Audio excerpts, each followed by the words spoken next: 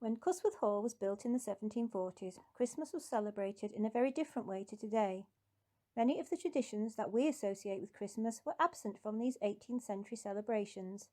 There would have been no Christmas tree at Cusworth Hall, no Christmas cards on the mantelpiece, no carol singing, and Father Christmas was unheard of.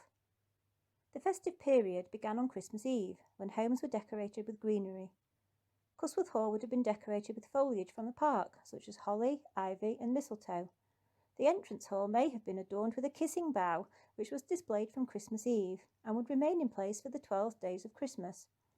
A kissing bough was a ball of greenery decorated with holly, rosemary, ivy, and mistletoe, and was lit by candles. Traditionally, people would embrace under the bough as a seasonal gesture of peace and goodwill. Another 18th century Christmas Eve tradition was the lighting of the Yule Log. A log cut from a tree was wrapped in hazel twigs and decorated with natural materials and brought inside on Christmas Eve to burn in the fireplace as long as possible through the Christmas season. Perhaps the Wrights and family of Cusworth Hall chose to burn their Yule log in the fireplace of the entrance hall to greet their guests with a welcoming blazing fire.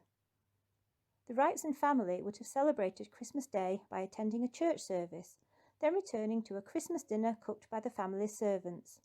The meal would probably feature a turkey or a goose, followed by a Christmas or plum pudding. Other dishes, such as cod, wild duck or beef, were also popular Christmas fare. The evening would have been spent as a family around the fire, perhaps with some singing or games. However, it was not Christmas Day that was the highlight of the 18th century festive season, but Twelfth Night, celebrated on the 5th of January. Twelfth Night parties were extremely popular and usually involved playing games, dancing, eating and drinking.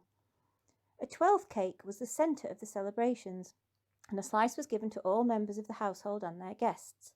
It would contain a dried pea and a dried bean, and the person who found the pea was elected king for the night, and the person who found the bean was elected queen.